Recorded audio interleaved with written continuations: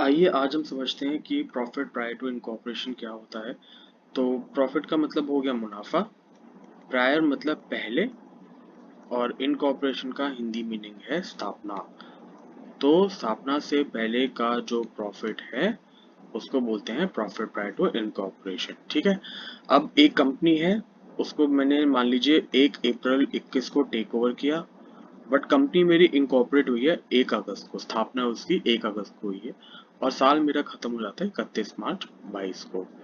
तो ये वाला जो पीरियड है स्थापना से पहले और टेक ओवर के बीच का, वो मेरा प्रॉफिट प्रायर टू इनकॉर्पोरेशन है, स्थापना से पहले का प्रॉफिट है। और इसके बाद का जो पीरियड है वो पोस्ट है। ठीक है। अब बेसिक मीनिंग समझ में आ गया। अब जब क्वेश्चन आएगा तो उसमें 4 टाइप के आपको एलोकेशंस करने पड़ेंगे, 4 टाइप के एलोकेशन करने पड़ेंगे। इसके बाहर कोई नहीं आएगा। तो आप चाहे तो अपनी मेमोरी के लिए फ्लो चार्ट भी बना सकते हैं सोल्यूशन में। एक होगा प्री, मतलब स्थापना से पहले का प्रॉफिट, एक होगा पोस्ट, स्थापना के बाद, एक होगा सेल्स रेशियो के बेसिस पे, और एक होगा टाइम रेशियो के बेसिस पे। टाइम रेशियो का मतलब स्थापना से पहले और उसके बाद, और सेल्स मतलब कि सेल्स कितनी हुई थी स्थापना से पहले और उसके बाद। ठीक है। अब एक प्रैक्टिकल क्वेश्चन कर लेते हैं। इनकॉर्पोरेशन डेट दे रखी है मेरे को 1 अगस्त 21। तो आपको जब भी क्वेश्चन करना है सबसे पहले आपको क्या करना है, एक टाइमलाइन बनानी है। टाइमलाइन आप सोल्यूशन का पार्ट भी रख सकते हैं, नहीं तो वर्किंग नोट में भी रख सकते हैं, अदरवाइज आपका चांसेस है एरर होने का। तो एक टाइमलाइन बनाएंगे आप ऐसे, और उसमें लिखेंगे सबसे पहले 1 अप्रैल 21 और 31 मार्च, जो भी साल दिया होगा, ये आपको पहले डेट्स लिखनी ही लिखनी है। उसके बाद आप क्वेश्चन पे आएंगे। तो इसमें दे रखी है इनकॉर्पोरेशन डेट 1 अगस्त 21। 1 अगस्त 21 को मैं यहाँ लिख देता हूँ 1 अगस्त 21। ठीक है। सर्टिफिकेट ऑफ इनकॉर्पोरेशन डेट है 1 सितंबर 21। ये वाली डेट जो है ये मेरे लिए रेलेवेंट नहीं है, क्योंकि ये एक फॉर्मेलिटी होती है मिनिस्ट्री की। पर मेरी जो कंपनी है वो स्थापना उसकी पहले ही हो चुकी है, तो मेरे लिए ये डेट रेलेवेंट है। तो अब सर्टिफिकेट ऑफ इनकॉर्पोरेशन और उससे रिलेटेड अगर कुछ चीज क्वेश्चन में दे रखी है तो वो मेरे लिए रेलेवेंट नहीं है। ठीक है। अब 1 अप्रैल 21 को, इसी डेट को, मैंने आरआर को टेक ओवर भी कर लिया, बट मेरी स्थापना हुई है उसके 4 महीने बाद, 4 महीने बाद, और स्थापना के बाद ईयर एंड होने में है 8 महीने। तो ये जो 4 मंथ्स इज टू 8 मंथ्स है, ये हो गया मेरा टाइम रेशियो। क्या हो गया मेरा टाइम रेशियो। और इसको 4 को और 8 को मैं 1:2 लिख सकता हूँ, अगर 4 से डिवाइड कर दूँ तो टाइम रेशियो मैंने लिख दिया यहाँ 1:2। ठीक है।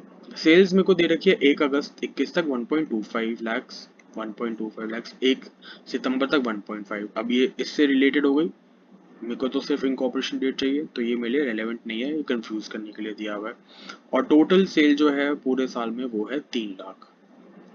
तो 1 अगस्त तक 1.25 और टोटल 3 है। तो 1 अगस्त के बाद की कितनी रह गई, 3 माइनस 1.25, 1.75। ठीक है। अब 1 अगस्त तक कितनी थी, 1.25, 125 लिख सकता हूँ इसको मैं। और 1 अगस्त के बाद जो थी वो थी 175। इसको मैं 25 को मल्टीपल से डिवाइड करूंगा तो ये मेरा आ जाएगा 5:7। ठीक है। 25 से डिवाइड कर रहा हूँ मैं, 5 आ जाएगा और ये आ जाएगा 7।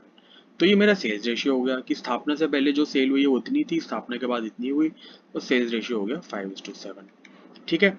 अब कुछ नहीं करना है, बस क्वेश्चन में आपको ग्रॉस प्रॉफिट और एक्सपेंसेस दे रखे होंगे, एज इट इज उनको उठा के आप क्वेश्चन में आंसर में अपने कॉपी पेस्ट कर दो। ठीक है। फॉर्मेट मैं आपको बताता हूँ, उसमें डालो, फिर उसके टोटल एक्सपेंस लिख लो जो भी यहाँ पे दिया होगा, एलोकेशन इन चारों के बेसिस पे होगा, और फिर बस उनको डिवाइड करना है।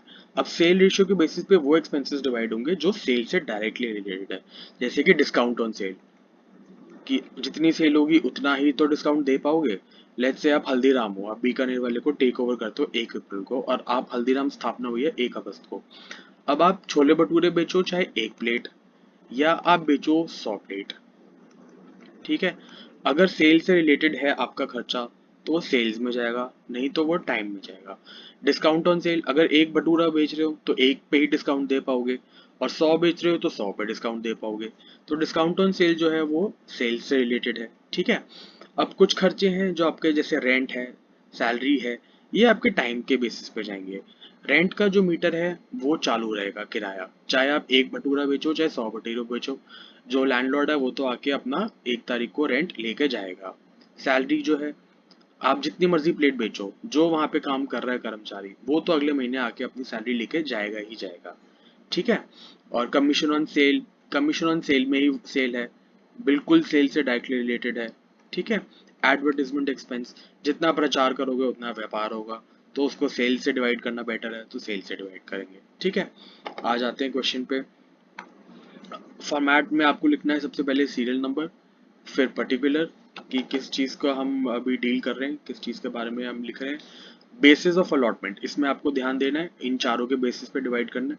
टोटल आप क्वेश्चन से उठाओगे और बस प्री एंड प्रो पोस्ट में आप उसको डिवाइड कर दोगे, ठीक है। क्वेश्चन में ग्रॉस प्रॉफिट दे रखा है 90,000, तो सबसे बेस्ट उसको रहेगा सेल्स रेशियो में डिवाइड करना, क्योंकि ग्रॉस प्रॉफिट जो है ट्रेडिंग एंड पीनल अकाउंट होता है, पहले ट्रेडिंग अकाउंट बनता है, उसमें सेल आएगी, यहाँ पे परचेज आएगी, नेट फिगर जो बैलेंसिंग फिगर है वो आपका ग्रॉस प्रॉफिट आता है, फिर पीएनएल अकाउंट बनता है, ग्रॉस प्रॉफिट वहाँ पे नीचे यहाँ पे कैरी फॉरवर्ड होता है, और आपके फिर एक्सपेंसेस आते हैं। तो एक्सपेंसेस आपको ये सारे दे रखे ही हैं यहाँ पे, दीज आर ऑल एक्सपेंसेस। तो ग्रॉस प्रॉफिट अगर दे रखा है तो सेल से डायरेक्टली लिंक्ड है, सबसे ज्यादा जितना सेल होगा उतना ग्रॉस प्रॉफिट होगा, तो उसको 5:7 के रेशियो पे मैंने यहाँ पे लिख दिया, ठीक है। 90,000 है, 5:7 का रेशियो है, तो 5 into 5 by 7 that is equal to 12. So 90,000 into 5 by 12 will be 37,500, and 90,000 into 7 by 12 will be 52,500. Total will be 92,000। ऐसे आप इसको डिवाइड कर दोगे। रेंट का मीटर चालू रहेगा, फर्क नहीं पड़ता एक भटूरा बेच रहे हो या 100 भटूरे बेच रहे हो, तो 4500 टोटल आपको क्वेश्चन में दे ही रखा है, उसको टाइम बेसिस पे आप डिवाइड कर दोगे, 4 महीने और 8 महीने, 1 अप्रैल से 1 अगस्त। आपको ध्यान होगा हल्दीराम की स्थापना ही 1 अगस्त को हुई है ना। और 1 अगस्त से फिर 31 मार्च आपके कितने महीने हो गए, अगस्त, सितंबर, अक्टूबर, नवंबर, दिसंबर, जनवरी, फरवरी, मार्च, 1 2 3 4 5 6 7 8। क्लियर है ना, कोई कंफ्यूजन तो नहीं है। सैलरी, बंदा आएगा अपनी सैलरी लेकर जाएगा, उससे फर्क नहीं पड़ता है कितनी प्लेटें बेची, 75 को टाइम पे डिवाइड कर दो। डायरेक्टर फीस पोस्ट ही रहेगा, कंपनी जब तक है नहीं तब तक डायरेक्टर नहीं, तो प्री का सवाल ही नहीं उठता, सारा पोस्ट में जाएगा। डिबेंचर कंपनी को मिलता है, तो ब्याज का मीटर भी तभी चालू होगा जब कंपनी बनेगी, तो प्री का सवाल ही नहीं उठता, सारा पोस्ट में जाएगा। ऑडिट तभी होगा जब कंपनी बनेगी, तो प्री का सवाल नहीं उठता, सारा पोस्ट में जाएगा। डिस्काउंट ऑन सेल में ही सेल है, तो 5:7 में डिवाइड कर दो।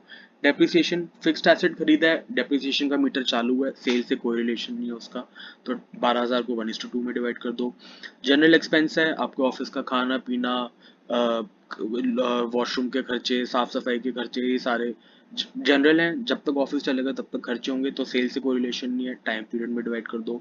एडवर्टीजमेंट, जितना प्रचार उतना व्यापार, सेल्स के बेसिस पे डिवाइड कर दो 5:7।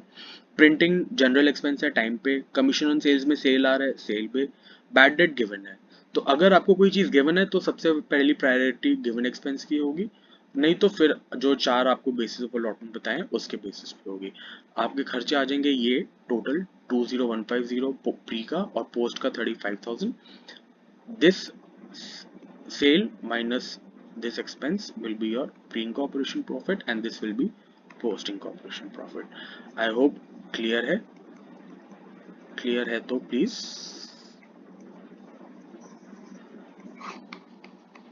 ठीक है। Thank you.